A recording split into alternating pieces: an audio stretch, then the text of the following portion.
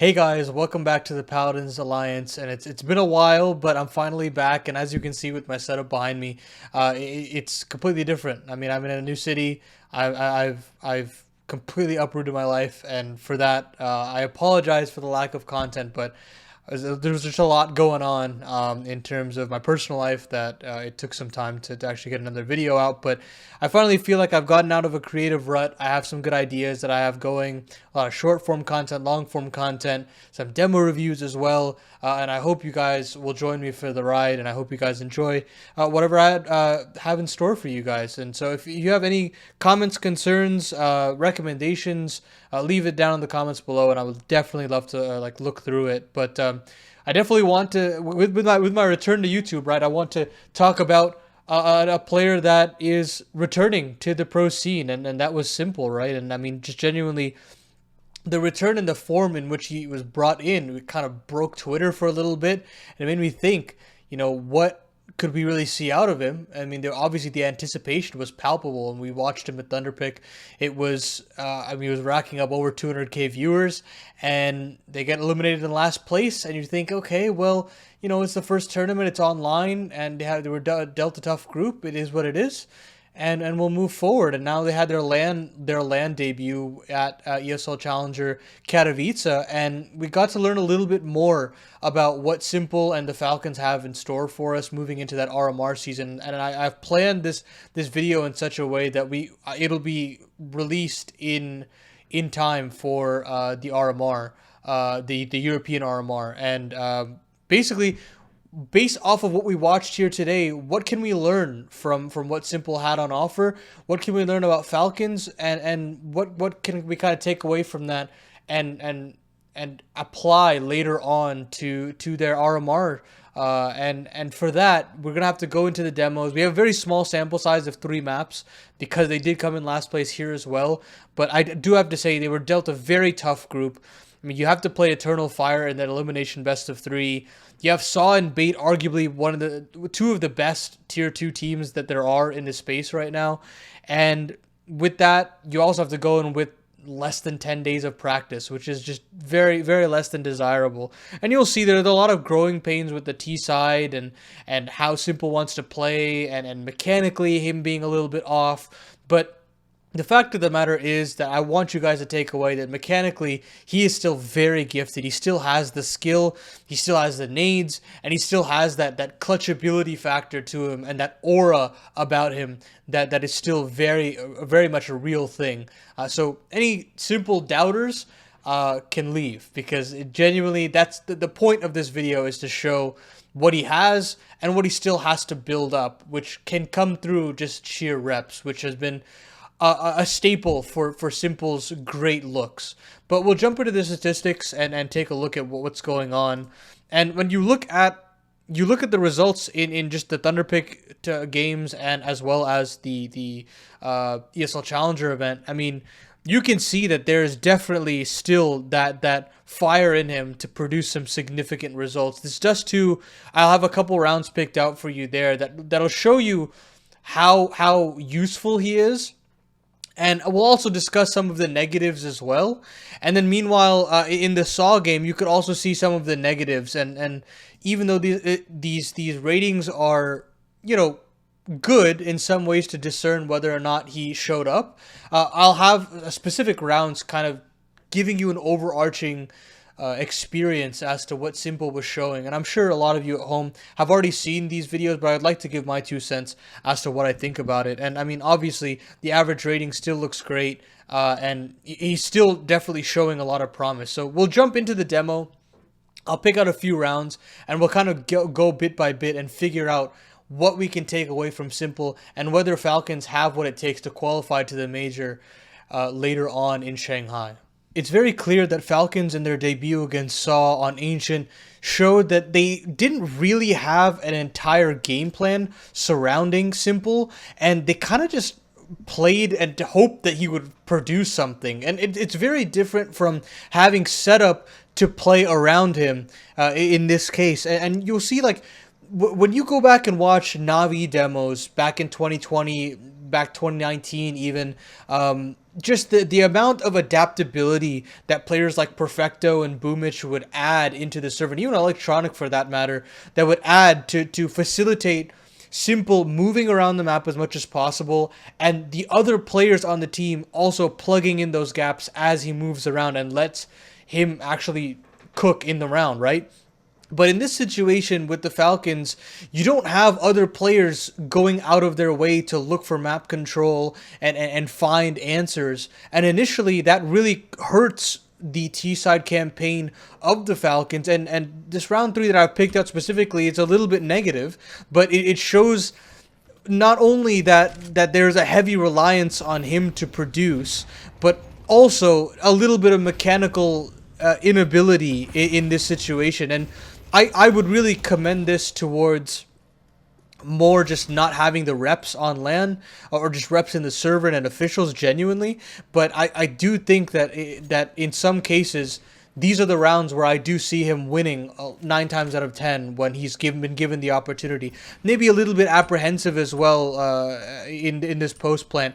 One huge cause for concern. It's been a huge Falcons problem for ages, and I'm sure many pundits have talked about it. But that's just a matter of how they play post plants. On either end of the spectrum, they've really got to find a way to button that up, and if they can't, they are going to be dead in the water come the Shanghai RMR, and that will not change if you have Simple or if you don't have Simple. So keep an eye out for that, and I'll continue to talk about it here. But as you can see, missed taps there doesn't actually capitalize. Simple is still alive in this case, but they'll get the bomb down, and this is, I mean, even on low HP, right? I expect Simple to search for an angle, and in CS2, I do recommend that you would swing into some off angles and try to search for some kills, but doesn't necessarily look for them, doesn't necessarily value that. And at this point, you're kind of relying on your pistols to find kills, and they never do. So you see Snappy and Dupree have a double setup here. They tuck in. Magisk is taking first contact. He can't find... Oh, actually, he does find one, but then he'll go down. And these flashes make Simple feel really uncomfortable, and I hate this off angle because he's anticipating a player to go wide, but I don't know. I do think that you can still get swung from the close default angle on A. You can still be being double swung from the donut player as well. It's just a real risk to run, especially with the time nearly being rotted off completely. And you can see he just holds up here for a long time, and he just gets swung and he dies. So it's an unfortunate situation, but I do feel like Simple could have played that post plant a little bit better. And again, maybe in Go that would have been working out a little bit more.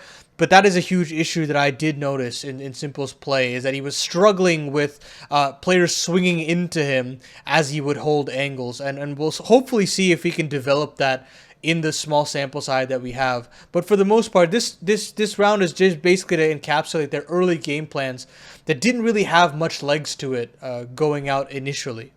So it takes a little bit of time and a couple of flubbed rounds and this all-in approach on Simple for them to realize that maybe standard map control and an allowance for Simple to play and oversee different parts of the map could be more beneficial for them.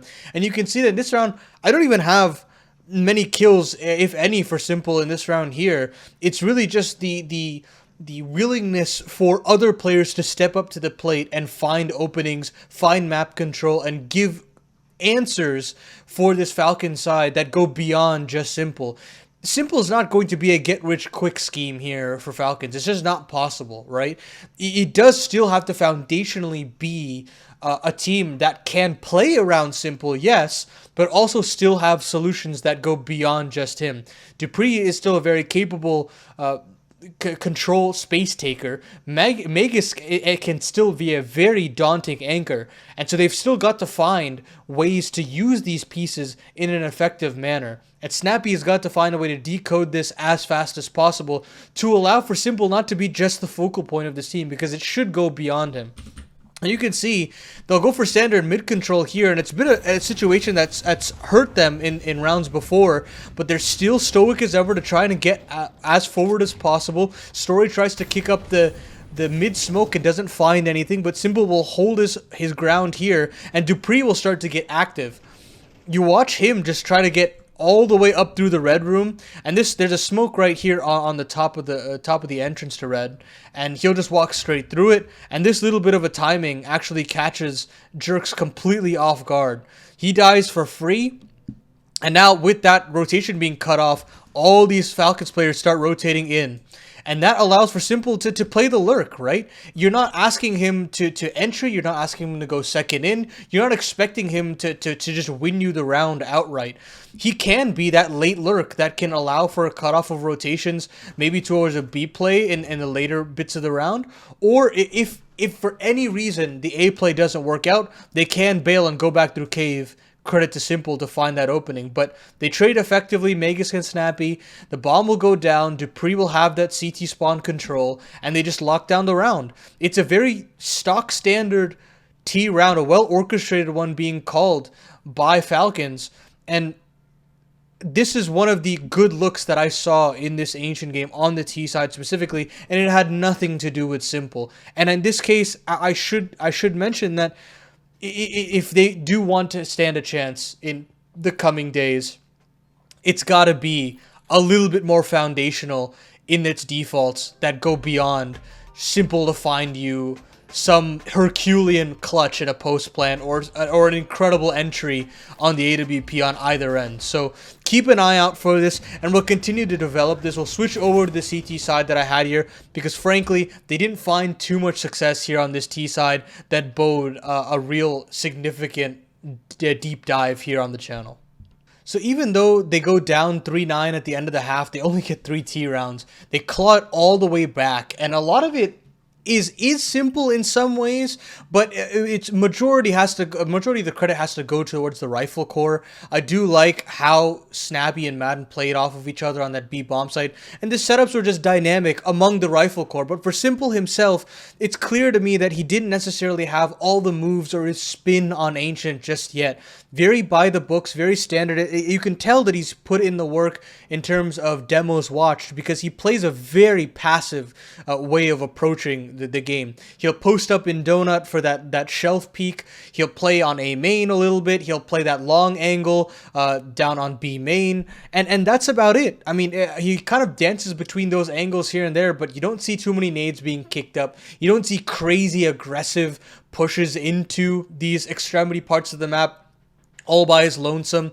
And you can tell that in this round specifically, he doesn't have the flowcharts necessary to kind of go through how to play a post plant with this team. And some of it has to go a little bit towards Zonic and Snappy with the kind of fundamentals, and some of it has to go to s1mple. I don't necessarily give all the blame to one specific person in this situation, but it's very clear to me that s1mple needs to learn how to go beyond just what is standard in terms of CT opping, because s1mple goes that extra gear because of how he breaks those flow charts, not necessarily because he follows them, right? So we'll see just kind of the position he's in right now in this round specifically. But it's very clear that from the get-go, Saw is going for an all-out A approach, and they're just going to go gunning in. s1mple hits that first shot, which is absolutely great for him in the long run. He gets flashed off the angle, can't actually hit that little bit of a pre-fire of the shot. But here, this is where you're given an ultimatum, right? As an opper, you can either rotate back through CT spawn to fight and duel through here. Maybe you kick open the smoke with the nade and try to get a sight line down into A main or a close default player. Or maybe there is a player that's playing in the close of the smoke and you get guaranteed a kill. Either way, there are these possibilities that you can have, especially with your teammates already in donut. You don't really have to worry about much else in terms of pressure. So that flowchart and that idea, those cogs have not been turning in his head all too much, and he stays very passive in this situation. He just holds on to the angle, hopes that somebody at back big box gives him a kill, but it never comes, right? He'll even tries to go searching for one, but gives away a little bit too much of his shoulder. Lucky to be alive. And now at this point, they're starting to bleed bodies. They lose a player in donut, and they're just, I mean, look at how much utility they have. First of all, you've got 3 smokes, you've got 4 Molotovs in this situation, and you can deploy it any which way. there needs to be some proper protocols in terms of retake utility. You could molly this, you could molly this, you could molly this, you could molly this. There are all these possibilities of places that you could Molotov to cut down positions and allow for s1mple to get involved in the round. But unfortunately, these pieces of utility were not used very effectively. And you can see as the rounds continue to dwindle, he'll flash in, and nothing gets primed in. They use that one Molotov to cut off one little extremity on the back big player, but again they're bleeding bodies on the donut side of things. And s1mple gets to fire off one shot and never gets a sight line to get activated with this gun. Magus can never get activated off of donut either. He'll fall, and this round falls apart. And it's like he does the right things, right, in that situation to get the first kill and play his life, but just the way that they handle that retake and don't really get to involve s1mple as much is a huge cause for concern, and they really need to look that up in the demos of potential retake utility, of potential flashes or nades to kind of disrupt the A attack and find retakes on this bomb site, because it's very doable. I know for a fact that you can retake the site. We've seen it done before. We need to see Falcons adapt as quickly as possible if they stand a chance.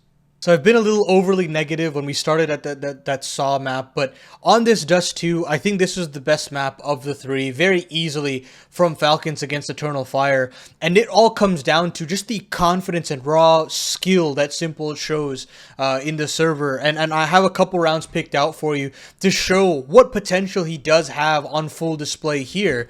And even though there's still some mechanical whiffs here and there, it still shows that he has that idea of how he wants to play out the round very well, and you can see that it can deliver. Look at him just go bounding through. He spots a shoulder, he overflicks, yes, but again, the idea of how he wants to approach that is very, very sick. And he still doesn't shy away from the angle. He still wants to clear out car. He still wants to clear out these close corners. And they just call for a long scale, and he will be that point man. He wants to take every little bit of contact and search, pray for that kill to be offered up, and he just spots a little bit of a shadow, a little bit of an arm off of Calyx and takes him out of the round. And that shot is so important because now it accelerates this long scale and allows for players like Magus to be that late lurk and that late option in case they want to cut off some rotations. And now s1mple will very confidently take back an angle. Magus is starting to jostle the rotations elsewhere, and that's when s1mple jumps up onto the box and goes for that confident peek. That's the s1mple we know and love, that breaks down the barriers of how to play around. The idea there for a standard opper would probably be to smoke off and just hold that sight line off of ramp and carry cat pressure for as much as possible. But him jumping up there showcases to me that we still have rounds where s1mple can have a pop-up performance. We just need him integrated into the system a little bit more. Or perhaps we need just a little bit more of a looser system on maps like Dust 2 or Mirage to facilitate this a little bit better, considering s1mple already knows the moves that he can potentially make to break open the game.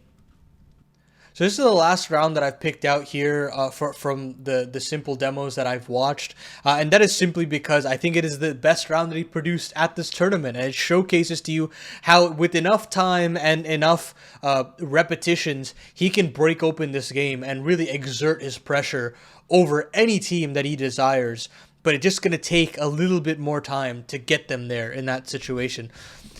One staple that I saw in both halves was the willingness to fight in middle no matter what the situation was. Whether he had a scout, whether he had an op, whether he was a T, or whether he was a CT.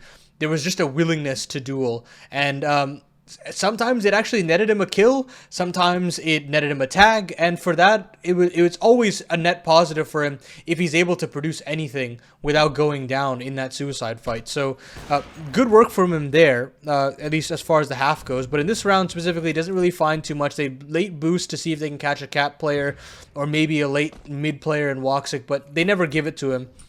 Eventually, they just slow down the default. s1mple allows for players to scale underneath from lower and from top mid, and they'll just continue to really just gain this control as quickly as possible. At a minute 15, Dupree gets flashed in to try and clear out the close angle, and then s1mple will just post here. And An issue that s1mple had throughout the demos that I watched is struggling to hit these easy shots, these post-up shots where players swing into an angle. And this one, he absolutely nails. And granted, Woxic is going to be a little bit slower considering he's on that sniper, but still, converting that kill nonetheless is very important. But all that being said, they get that mid kill, and s1mple will continue to hold on to mid pressure, maybe some re-aggression later on. And they'll keep holding, and he'll be rewarded another one onto Major. Just being very smart with how he's holding these long lines and capitalizing when he gets these opportunities. And as soon as that happens, again, they have a lot of options. They have Cat open, so they can go for a Cat XZ. They have the entrance to Longhouse, which allows for a trade in through Long and maybe an A scale, or the decision that they actually go through is a B split or a mid split into B. With Magisk all the way out here and them getting 2 kills in middle, they've cut off a lot of rotations, and they've isolated Wicadia in the site proper. And we'll just see how this round actually continues to go through. But they pause just for some re-aggression. As soon as Calyx gets a kill, they're kind of given the inclination that it just makes sense to commit to B. They still have a smoke up that they can deploy into CT spawn, and they can trade effectively if they want to go through. So they'll actually leave a player in Magisk, I believe. Yeah, as that late lurk in middle, and they'll go to trade out in. And even still, Wicadia does a good job to mince out one player in Dupree, and that still puts a lot of onus on s1mple to kind of produce here. And he is fully confident, right? And when you see him not even scope up and walk, that shows that he still has that swagger to him to go gunning for a kill. He finds that instantaneously onto the B anchor, and he spots out a second player in CT spawn and goes for the swing nonetheless. There's no need for that swing with Magus as that late lurk, but he still goes for it, still finds it, and he will overheat here to find the 5th, but, you know, if you were on a quad kill in that situation after hitting those shots, why wouldn't you want it to go swinging for the fences, right? But either way, they'll close it out here in the 2v1, and they'll go even Steven 6-6. So overall, right, you kind of see the positives of what happens when s1mple is let off the leash and left to his own devices in a system where they can play around him.